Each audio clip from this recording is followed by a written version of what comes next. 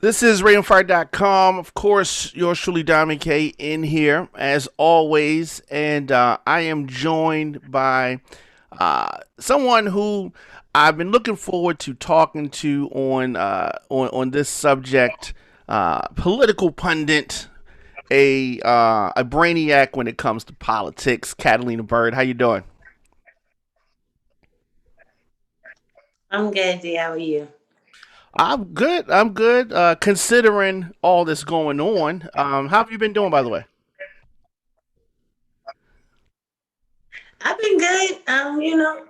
It's still an election cycle, so there's still lots to be done.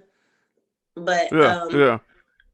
yeah, I'm hanging in there. Me personally, I'm fine. It's just a lot of hypocrisy getting exposed right now as we get into November. Yeah. And when you say hypocrisy, what who's been getting exposed? Do you think? I think it's the hypocrisy of the Democrats. Like right now, that there was this push for Joe Biden to pick a black woman as his vice presidential candidate. The hashtag is win with black women. Black men have, for the last decade and a half or so, been kind of like the base of the Democratic Party and who is messaged to the most. And so then you have the announcement of Kamala. Ooh. And, now there are black Republican female candidates who are not included in this hashtag, just like kind of Democrats co-opted Black Lives Matter, even though it's not exclusive to Democrats. They've also co-opted this lead with black women lead, women with black women, and it excludes certain black women. And so, yeah, it's just, to me, it's hypocritical because all of the things that people are using to defend Kamala could be used to defend some conservative women that I know. And when you bring that up into own.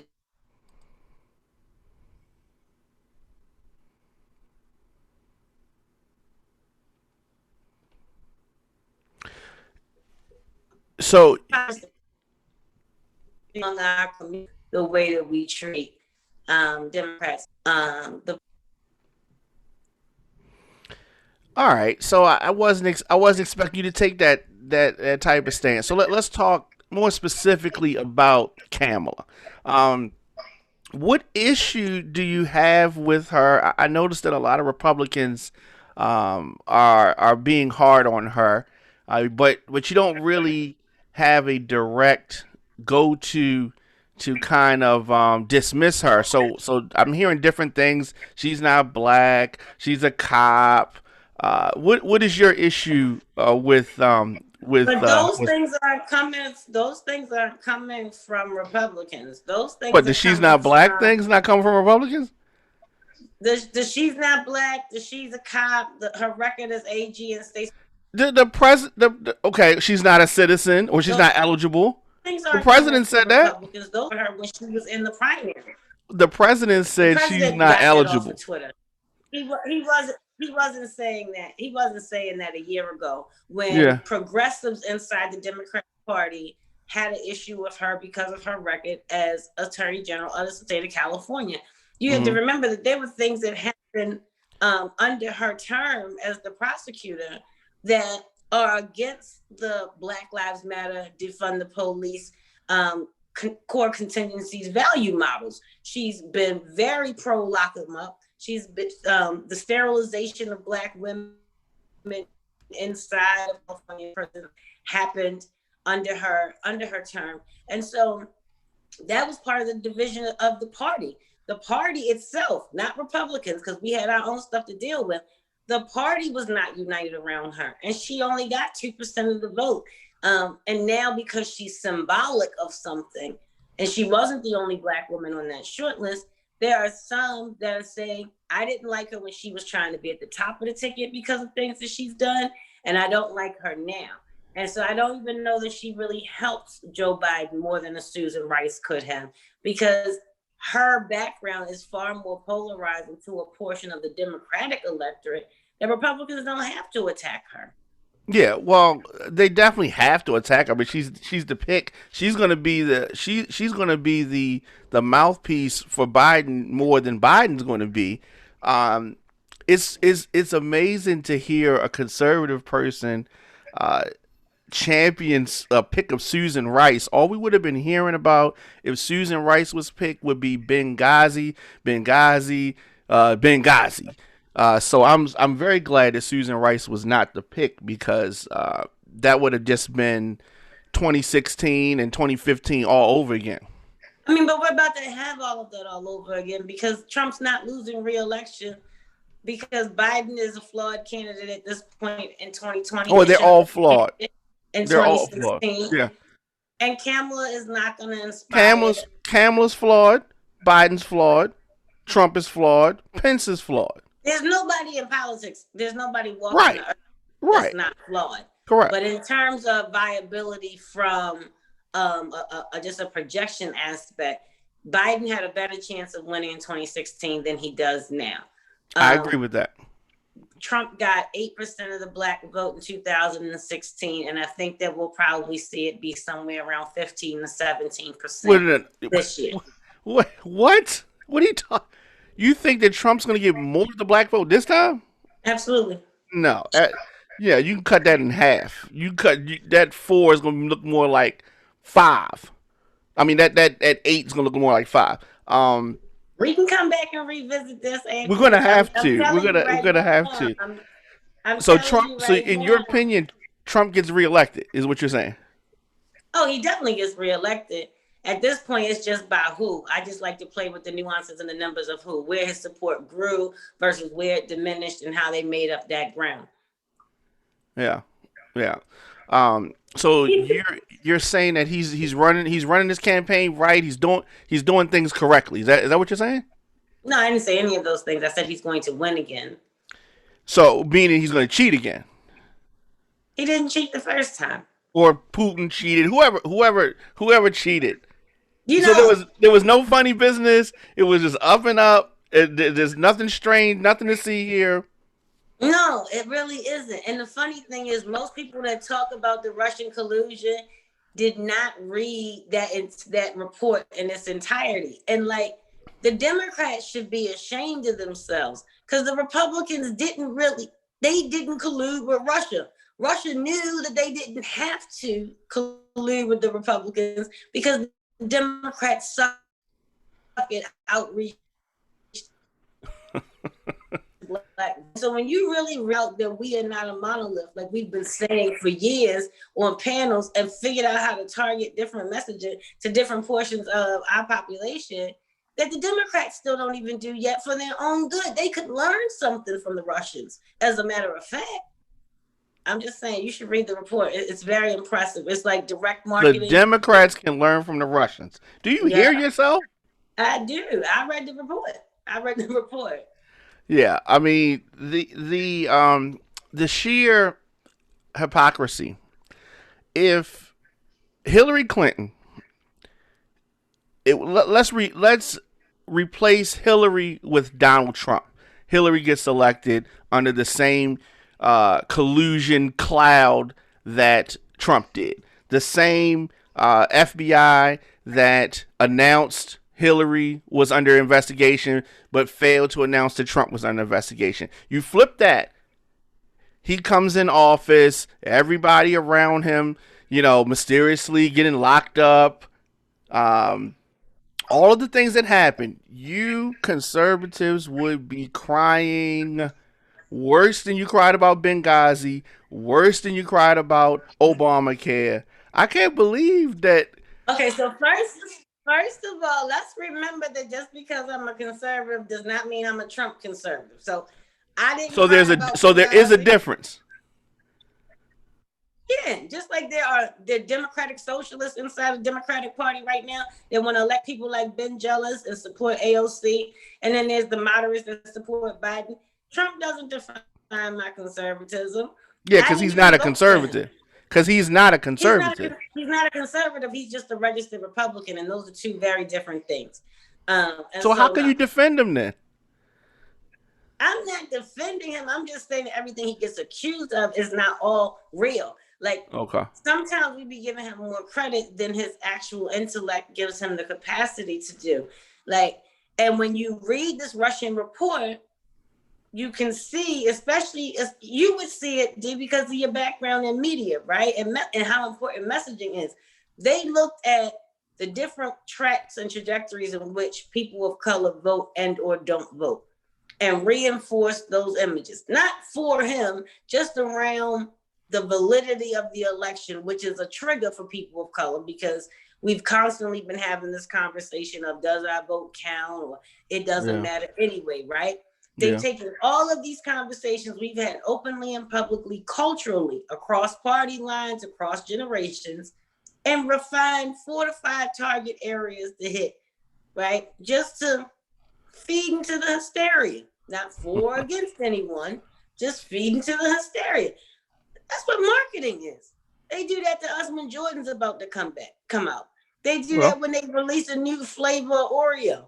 Well. So you True. can't fault them for making the machine work in a way that was in their best interest. When, as a capitalistic country, we applaud companies for doing it. Yeah, but with the part of what you're saying, I agree with, but the significant part, the line, is involving foreign governments. The Russians were That's the targeting line. black people. The Russians would never, if the Russians were to be able to take credit for the 53% of white women that voted for Trump, then I might see your collusion strategy. But there was Well, there's nothing. it's a web. There are multiple things. It's not one thing. It's not two things. It's three things. 53% of white women voted for Donald Trump against another white woman. Yeah. Well, this The one, best thing with this she was election, flawed. She was flawed beyond she was flaws. more than flawed, but also She was tainted. it's not the responsibility of the black woman to save the Democratic Party when the Democratic Party, policy wise, has not given any return on investment to black people or black communities or even in black leadership. Okay, And then we so get are you blamed saying for it. that the Republican Party that's the way the return is going to be? The Republican Party doesn't pretend to need me. They don't act like they're gonna do outreach for me or speak for me. When I come to the table, then I come to the table to speak for myself, but I come knowing that I wasn't invited. They could care less if I'm there. But once I'm there, they're willing to listen and I can negotiate things out of it. As opposed to a table I'm expected to be at and I'm expected to speak at and put on a show for, that I know when we stand up, it's 3 or 4 motherfuckers that was at the top of the table that's going to go in another room and undermine everything I've just said, no matter how much they applauded it. I like the enemies I can see and that I know. I just think that people frequently, Republicans will frequently say, this is the party of Lincoln, blah blah blah blah blah. Right. All right. Let's be clear. The Democratic and the Republican Party started as one unit. Okay. Mm-hmm. It was the Democratic Republican Party. There was a break and they split. But let's not be under any misconception that they are really coming from the same tree. But neither of them envisioned a place for you and I in it. So why should only one have an undying loyalty to it from our community? As different factions of both parties, the Southern Democrats and the overt racists that they flip flop, and different wings will become more pro this, less this, and at different points in times, you've had some of the most racist politicians being in either party at any point in time. So I'm not putting all the stake in the parties itself. My thing is who what agenda is the party following at any given point in time, and at the time that we are right now, the Republicans want to suppress the vote, prevent minorities from voting, and and the gerrymandering. I mean, there's so many things that I'm surprised that you align yourself with a But party that you has have those to look ideas. at it. You have to look at it in context, right? Okay, so 2018 was the first election that returning citizens and felons got the right to vote back in Maryland, right?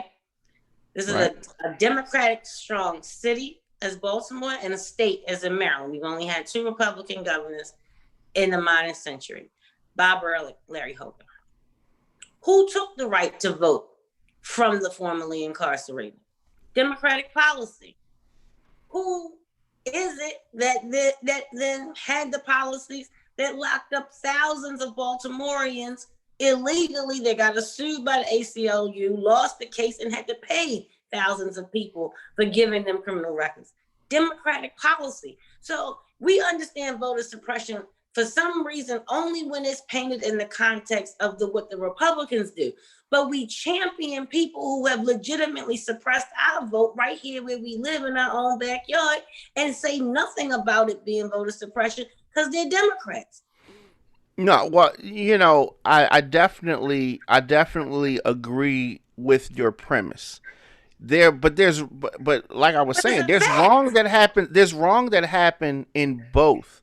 But the main tool of a Republican is whataboutism. Never accept or answer the question that is stated, but you said I did this, but what about when you did that? It's never addressing what I did and then bringing it up. It's always turn the table, point to And something so, else, never answer the question. and Democrats peddle idealism with Absolutely, or without absolutely, feasibility, with or absolutely. without feasibility. So, I mean, if you got to pick an ism, is it what about ism or idealism? At least one of them is rooted in some kind of fact. Because before I can say what about that, you had to do something first. Yeah. They just selling hopes and dreams. So O'Malley Hogan, who did a better job as governor? Hogan. Okay. Why do you say that?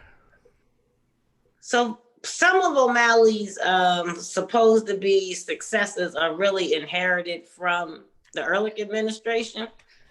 Um, Oh, a Republican can notice when something's inherited. That's good to know. I didn't know that y'all noticed you're not that. gonna keep playing this card with me because I know there are parts of I me know, that I know. I believe know Trump you say you're not a inherited Trump from girl. You're not a Obama. Trump girl.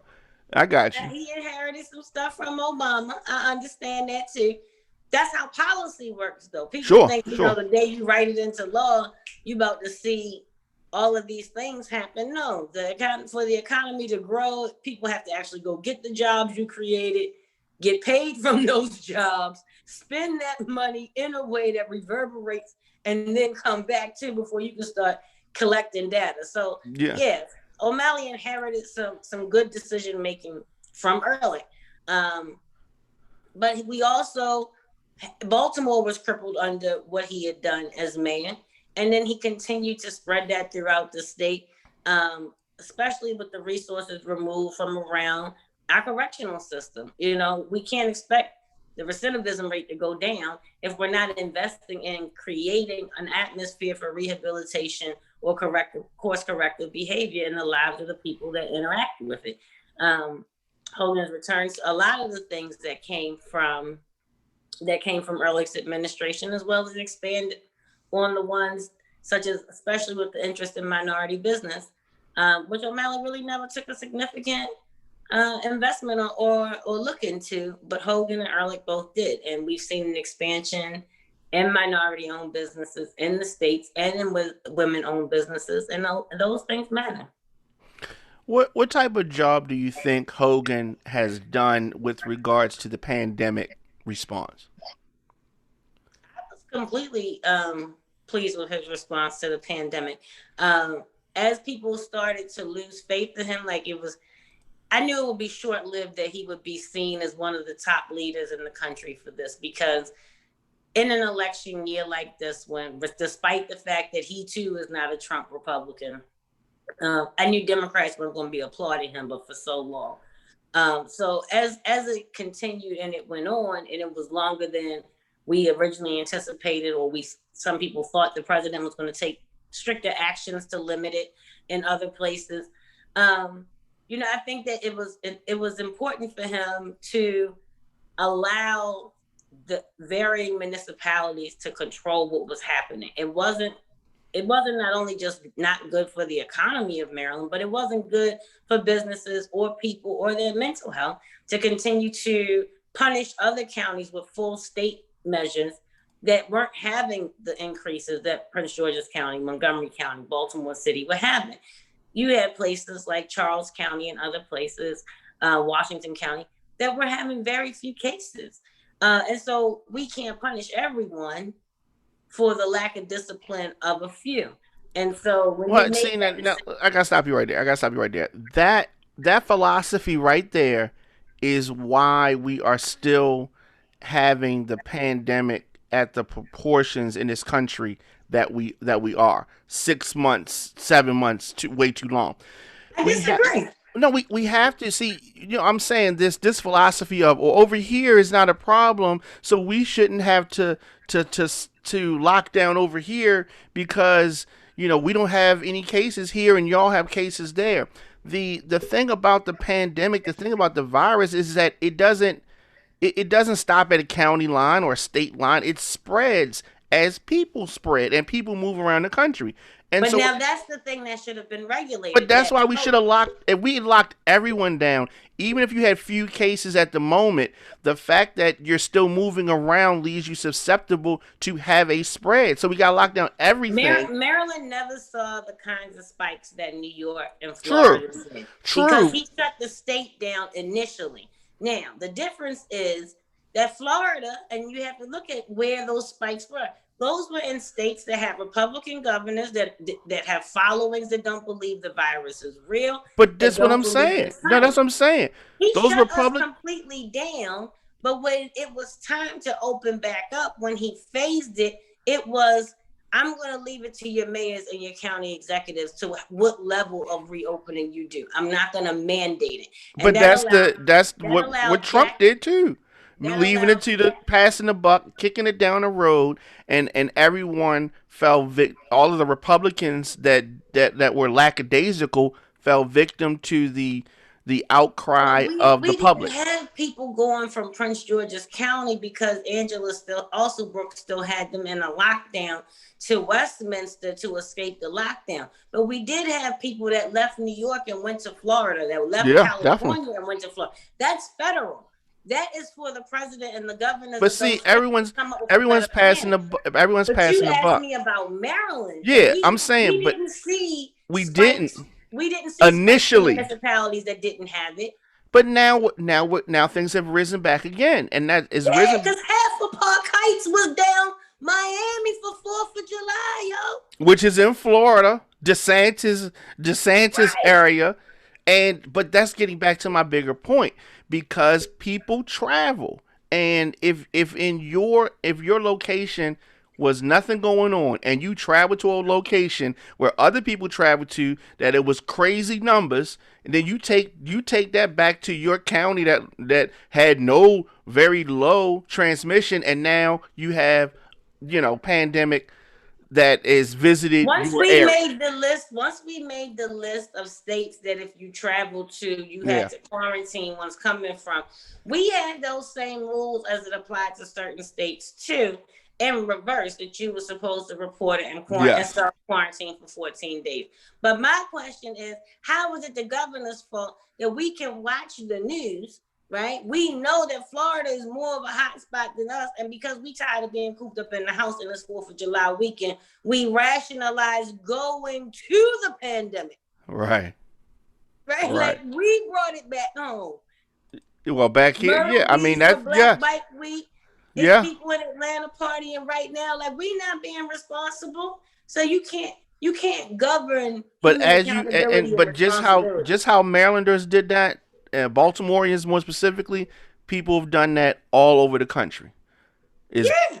Yeah. So I'm saying, and that's why it's still at the numbers. That's why we're approaching 170K that have passed from this. That's why we have these crazy infection rates, and it comes from the top.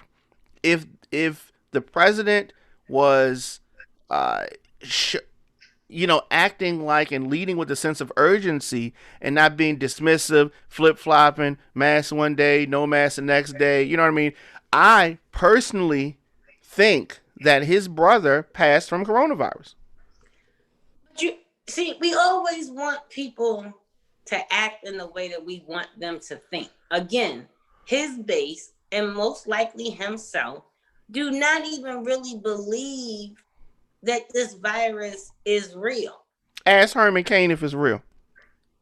It, if Herman Cain was still alive right now, he would still be refusing to wear a mask and say no, he doesn't think it's real. Which is crazy. That's and crazy. The only reason he's not here to say it is because it is. And he listened to Trump because we know it's real. It's it's no question of whether it's real. The question is what to do about it. No, the question is what is real. Does what makes it real for you make it real for someone else? Okay. Because we're going to be arguing at brick walls until we realize that real in and of itself is relative to different people. It means different things. For me and you and certain people, real means a scientist or a doctor confirmed it. Someone smarter than us who is an expert in the field. Yeah. To someone else who believes in another sort of information gathering, if it hasn't affected anyone that they know, or they know someone that lived through it, or they believe in conspiracy theories and it's government made and it's only dispatched in certain places, it's not real. It's a controlled experiment. It is something that is not going to impact them because they're on the sides of the people running the experiment. You see what I'm saying? Real but that still affects people. The non-believers affect the believers with their irresponsible actions or lack thereof. But if you admonish them out the gate, calling them irresponsible and not hearing and honoring what they think and feel, which is very real to them too, you won't find a common ground to work with them to slow the spread. You can't insult their intelligence just because they don't believe what you believe in. And that's where politics and how we lose so many people. And you had just as many people not vote in 2016 as did vote. Yeah, that's true. No, well, I mean, here's the thing. Okay, seatbelts save lives. We know that, right? Is that fair to say? Seatbelts save lives. Everybody doesn't want to wear a seatbelt.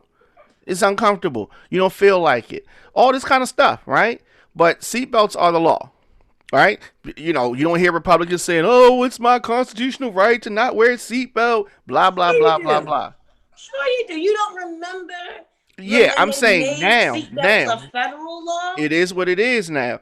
There's the expression. No, I'm saying yes. Smoking indoors. People used to like to smoke indoors, right?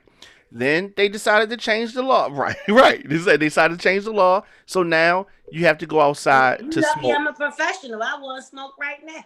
Right. There is laws, and you can make federal laws. People will say something about it for a little while, and then it's over with. Then it just becomes a part of the routine.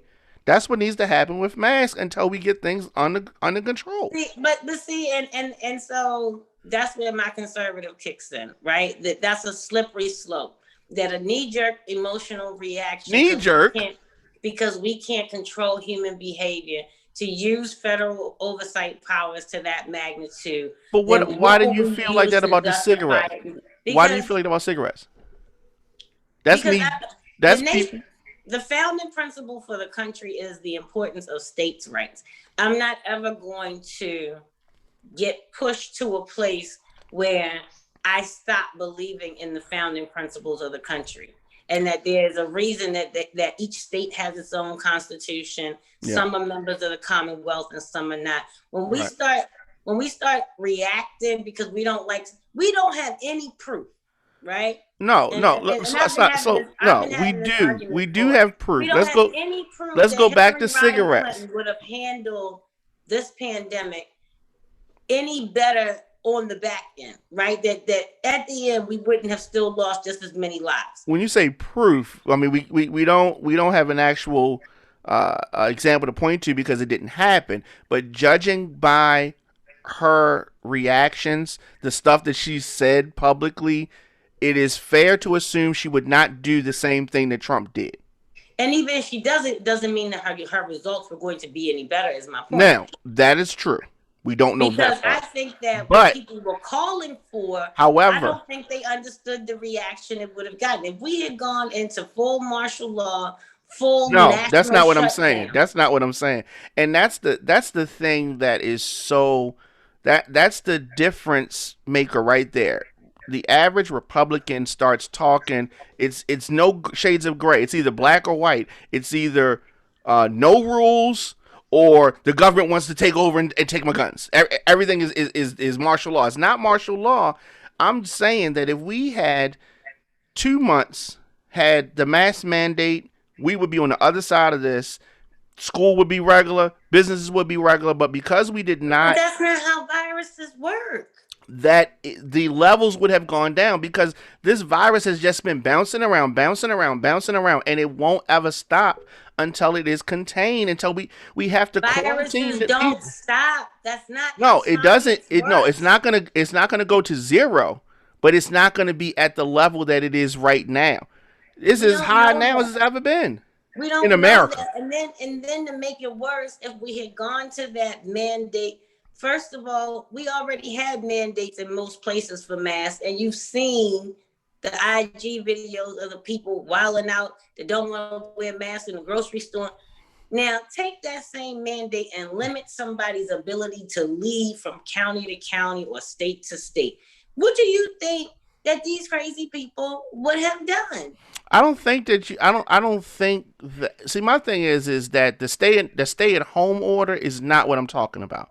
I'm not saying that people couldn't travel. I'm only saying that masks need to be worn in public to prevent the droplets from coming out of your mouth and being breathed in by me. That is it. I'm not saying you can't go nowhere. I'm just saying everywhere in this country, if it was like that, we would have numbers that are a lot lower than what they are. However, you have people breathing on each other, exchanging spit in public, all this kind of crap that's happening, and that's why it is continuing to linger. It's like when a virus, flu virus, or something gets passed around a job, right? It goes from all these people. If that person stayed their butt home, it wouldn't be passed around this office. But because they came to work, now it's jumping from cubicle to cubicle to cubicle to the cleaning lady to everybody else because somebody did not want to quarantine, aka take some sick time.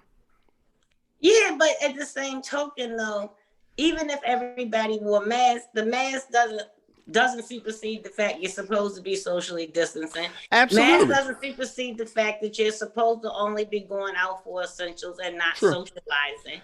So, like, we again don't really have the empirical data that can say for sure that even a mask mandate would have changed our outcomes if people were still able to move about as they wanted and as they wished from infected to non-infected areas at their own whim, Why do we ask people to cover their mouth when they sneeze?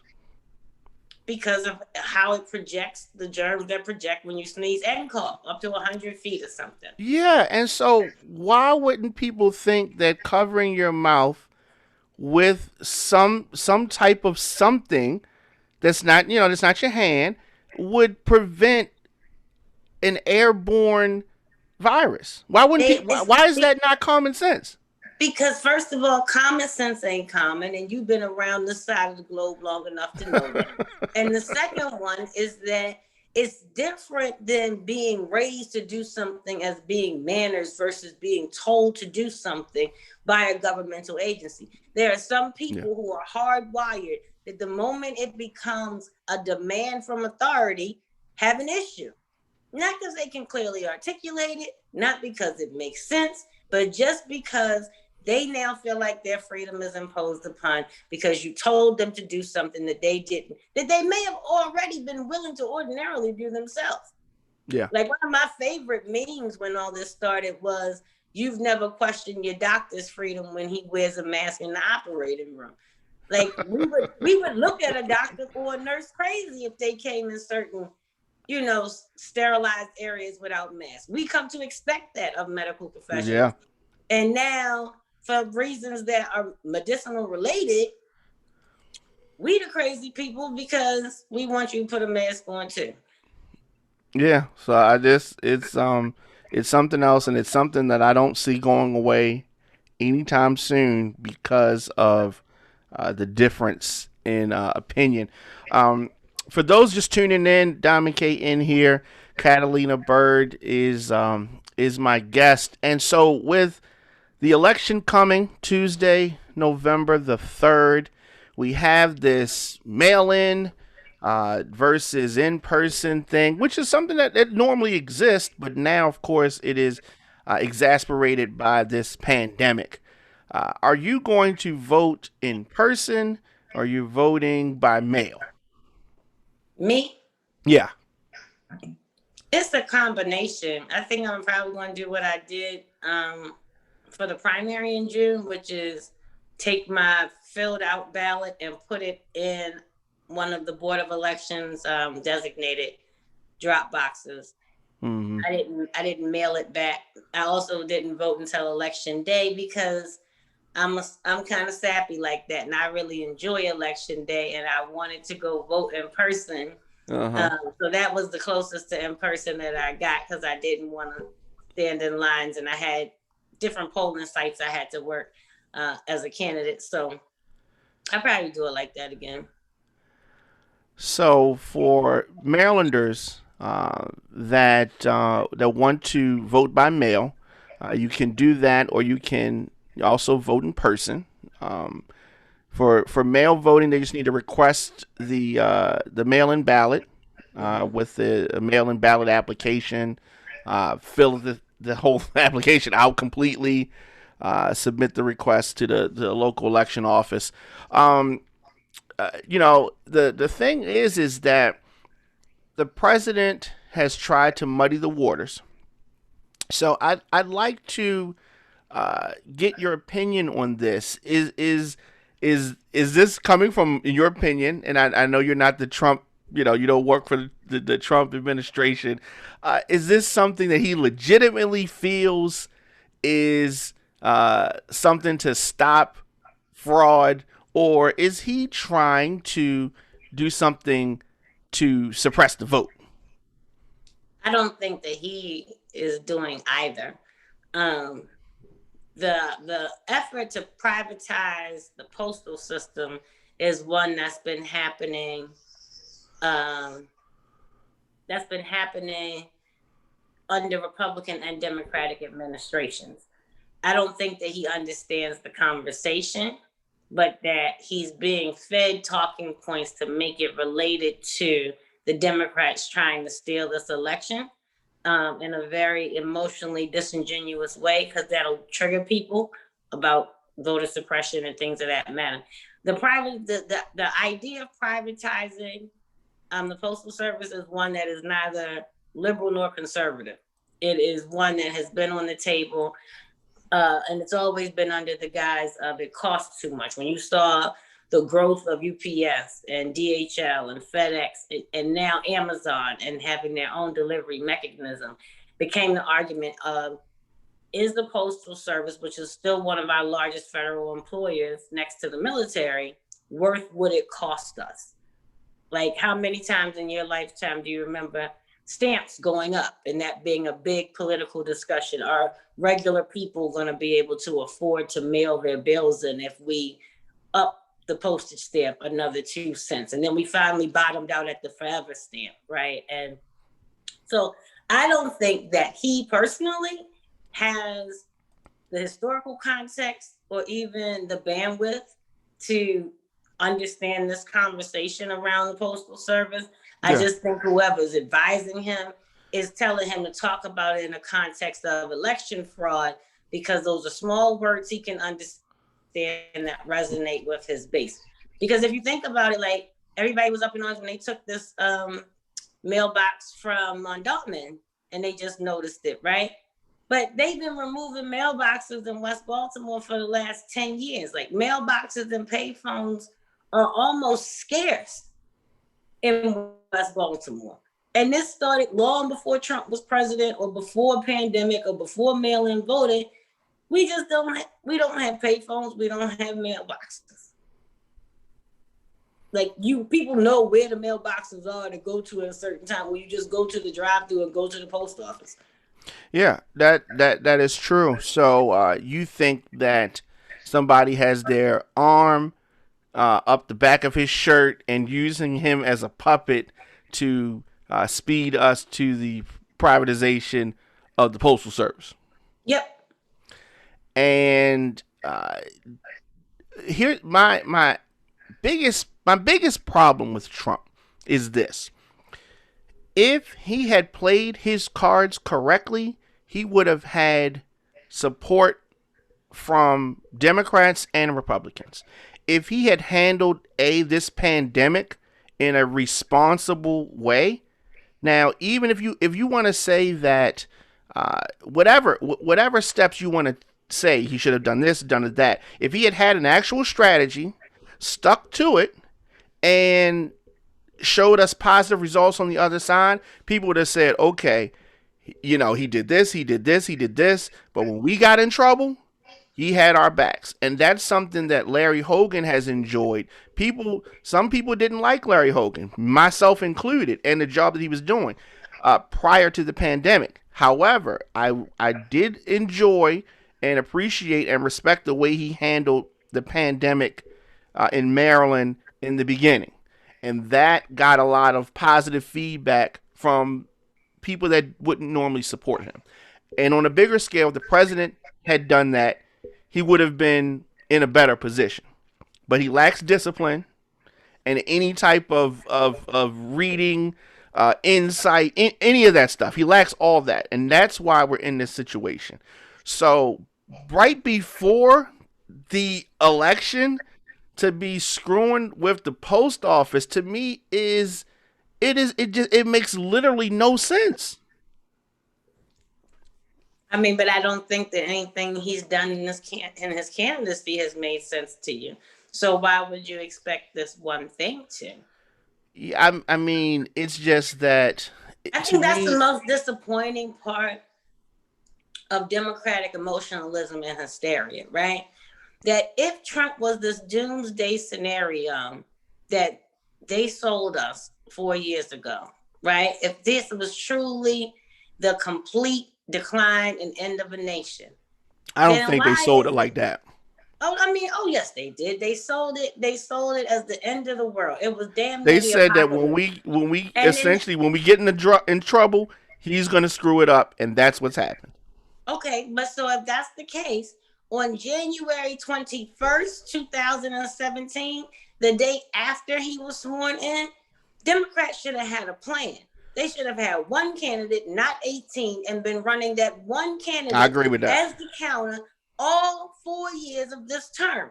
There shouldn't I have to agree. be a question of who the VP is and which base you have to serve and a bunch of money wasted on polling. If this was truly the devil incarnate that he was made out to be, No, he how is it that is. there was no plan? He is, but it's the same reason why the Republicans claimed that they didn't want Obamacare for all this time, and they've never had a replacement. They didn't plan for a replacement. They don't have any idea. It's the same reason. I mean, both, and I agree with what you're saying. But that's what politicians do.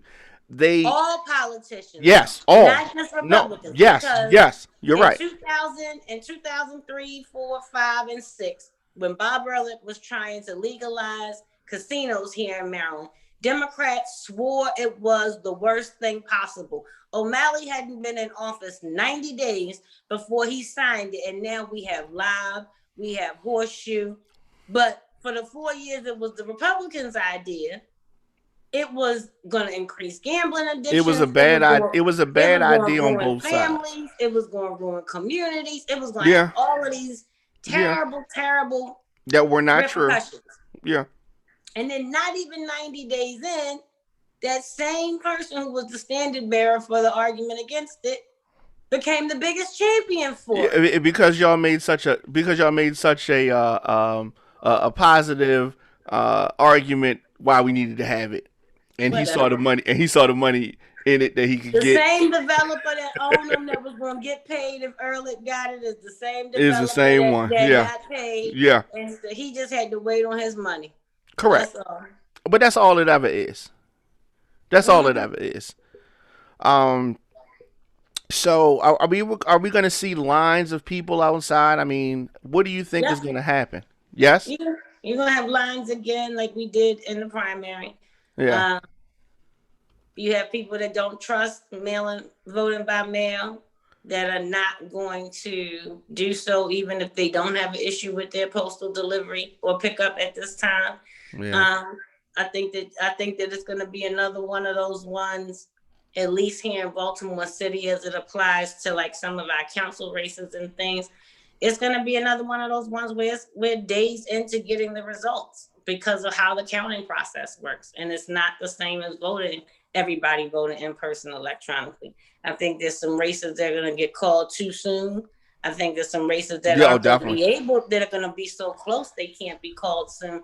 And I just hope that people are ready for that and don't start with, because we saw it happen in the mayor's race, right? When Sheila had early numbers that were reported, but they hadn't called a win.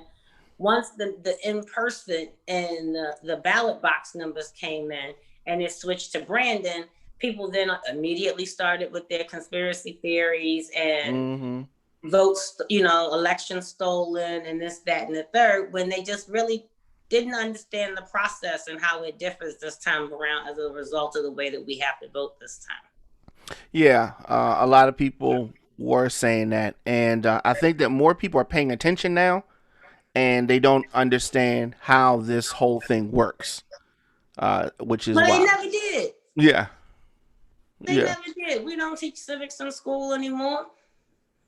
Yeah. People just trust whoever their pastor brings and flaunts into the pulpit, or whoever Larry Young and them say is who black people should trust.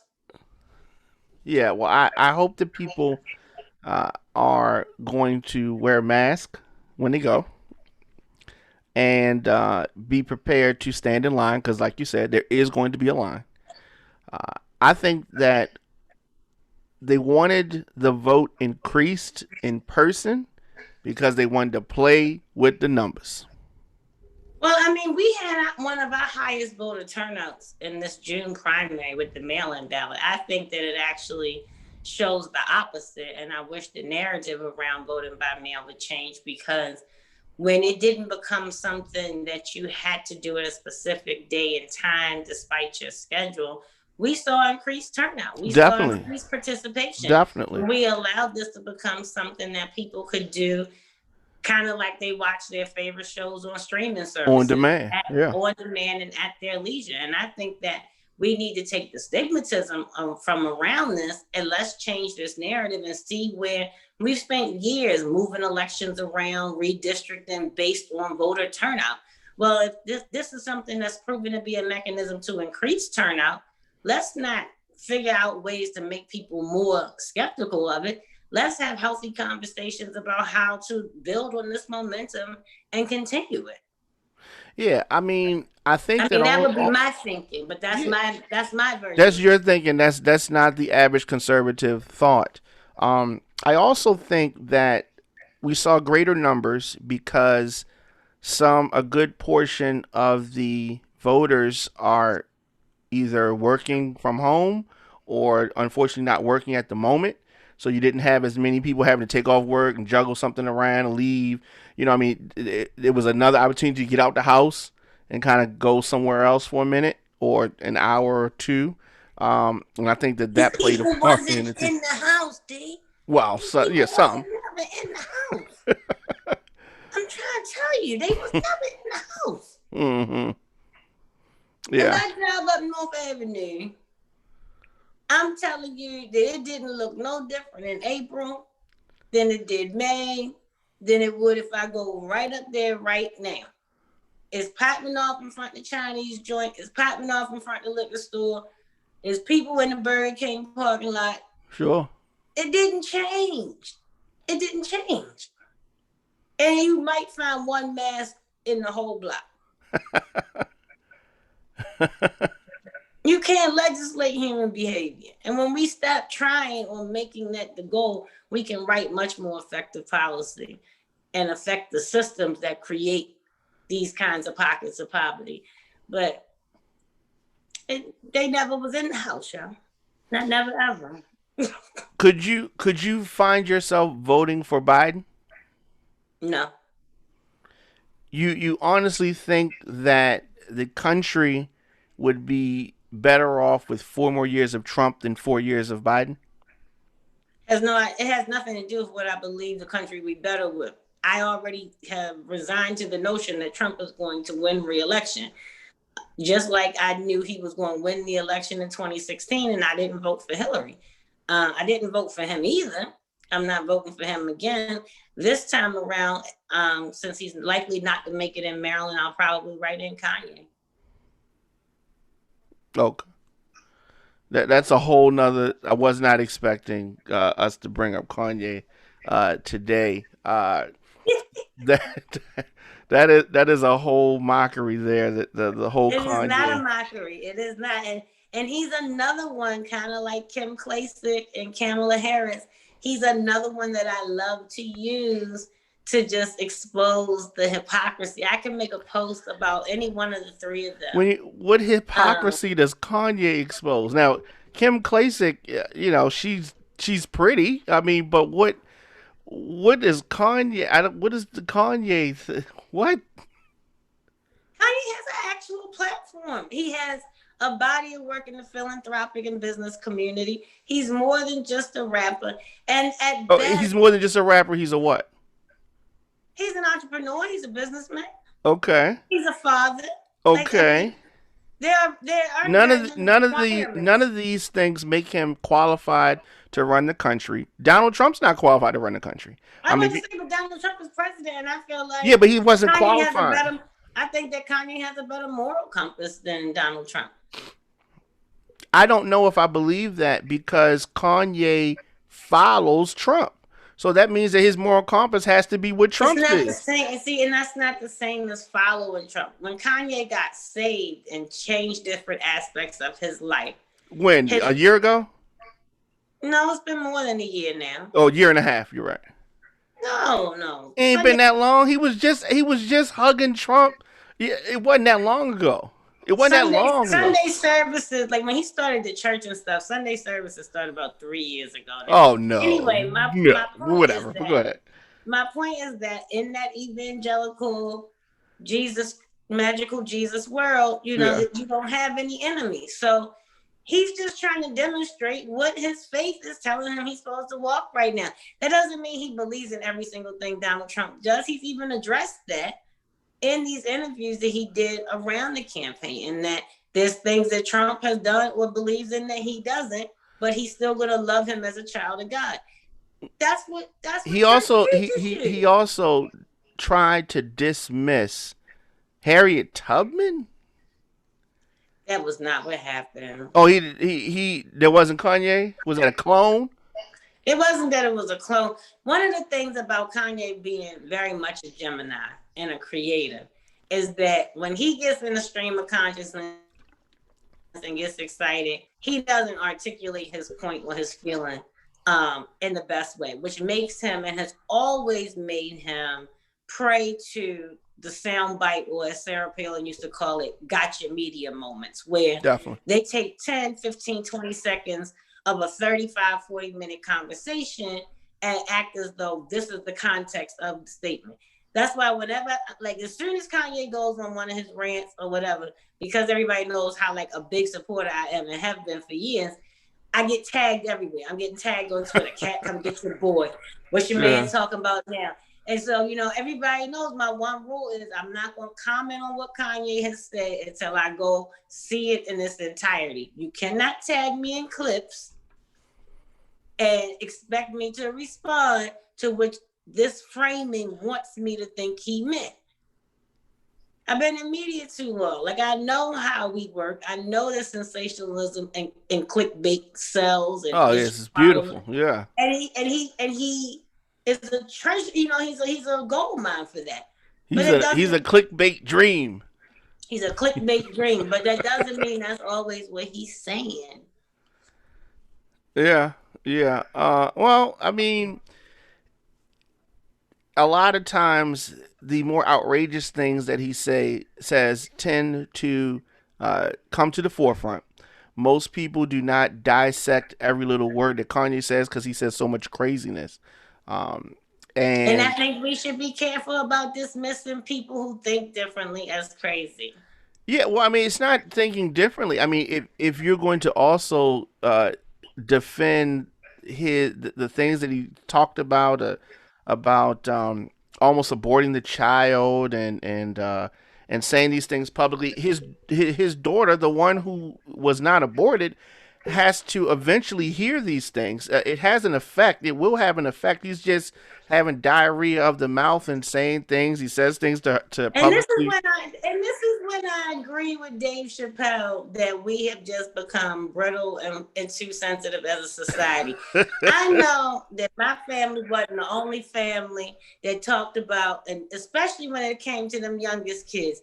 You the last one because I said I was done, but your daddy got me drunk that night. Like it's part of our culture and our community Well, I to mean, well, tell let's our go back to kids spanking kids how too. they Let's go back to got here. spanking But kids. now all of Yeah, a sudden, because Kanye Weston said it, I was waiting for now that. North is going to need therapy for Well, forever. This is her the worst mother thing that anyone. her mother Michael came up off Jackson's a sex children tape were with Ray all J. She test definitely tube gonna need babies. therapy. They was test tube babies. And we all knew about how Michael Jackson and that white woman conceived them children. Did nobody say Michael was wrong for telling the story to Barbara Walters?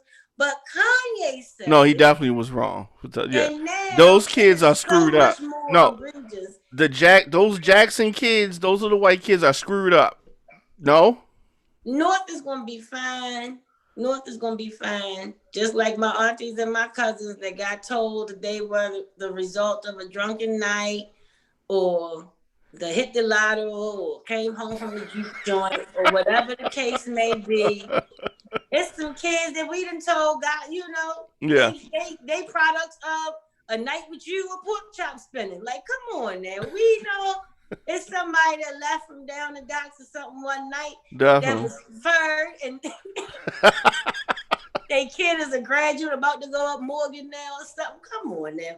It is no more egregious because Kanye did it. It's what we allow people to be triggered by, like who we allow to be triggered. Well, Kanye can't do no right. I'm here to tell you that the birthday party, which is Kanye West party, why we should take him serious, they need to hire you to hit these interview circuits because he can't speak for himself, but you can speak for him much better than he can.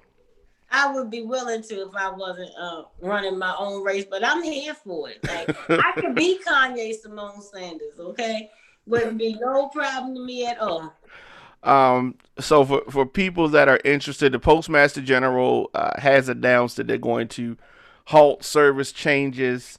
I think that some illegal activity has taken place, and Trump and DeJoy and Barr and a whole bunch of other people better hope that they're not brought up on charges eventually for all of the things that they have done. Um, as far as you, what is going on with you? What is the latest with you? Please let the people know.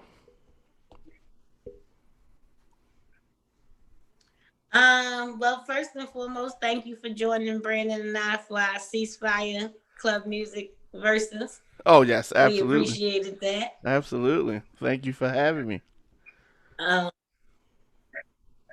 I've got some council races that I'm supporting. I am helping Kim Klasick in any way that I can that's feasible. Yeah, I wanted you to get that in. Yep. I am. We're getting ready to announce the writing campaign. There's some people that adopted vote for me in the primary because we're a close primary state that still want to have the option and what I brought to the table in terms of my platform and the discussion going into November. Um, so gearing up and getting ready to do that again.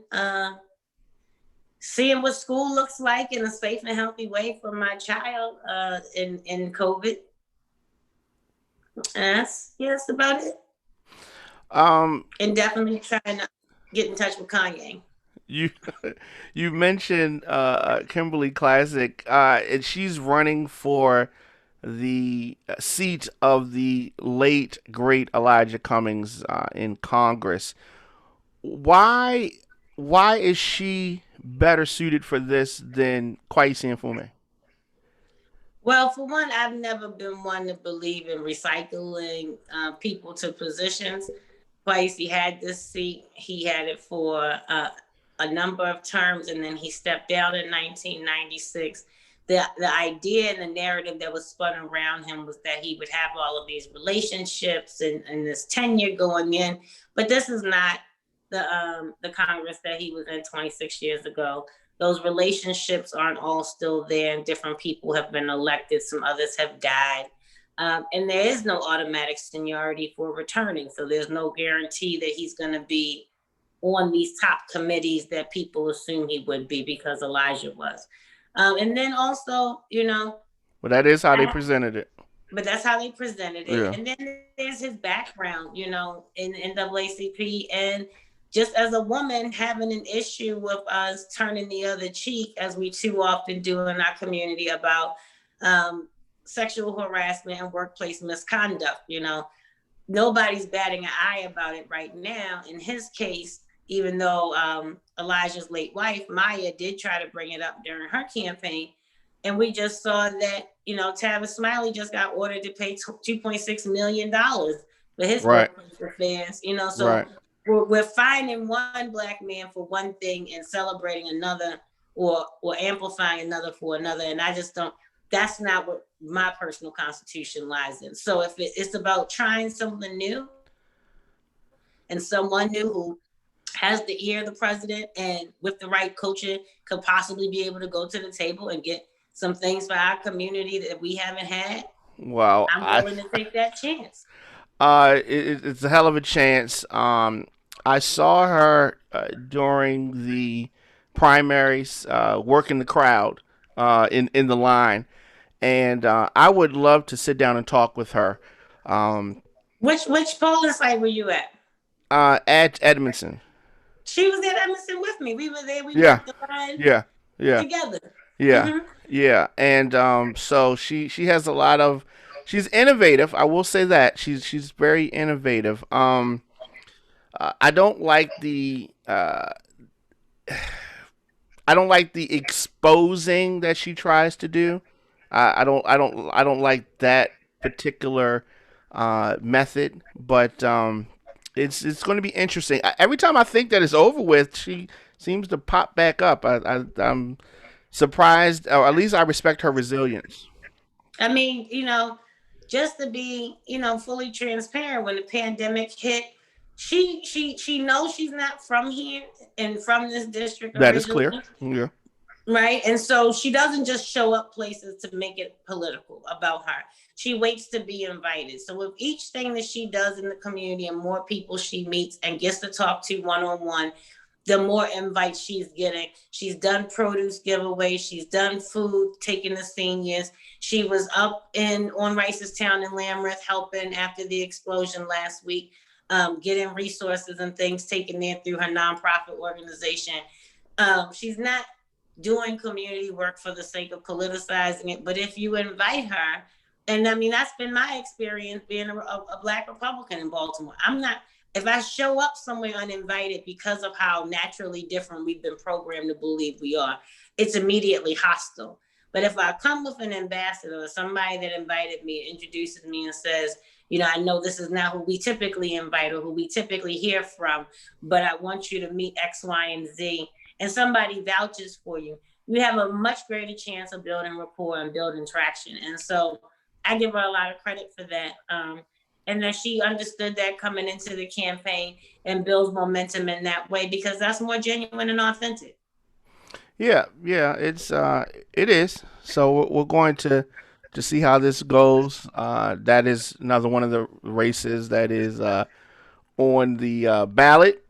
Um, so I definitely enjoy all of our conversations. How can people stay in touch with you and follow what you are doing? I'm myself on all social media, Instagram, Twitter, and Facebook at Catalina Byrd. All of them are public. I'm pretty responsive if you're respectful, even more responsive if you're not, depending on whether or not I've had any whiskey that day or not. But I mean, I'm passionate about what I do, and I'm passionate about the narratives around Black women in politics, and especially that of Baltimore.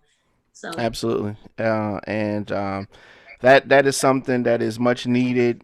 Your voice is very important in this, and I look forward to us speaking again. You always are welcome here.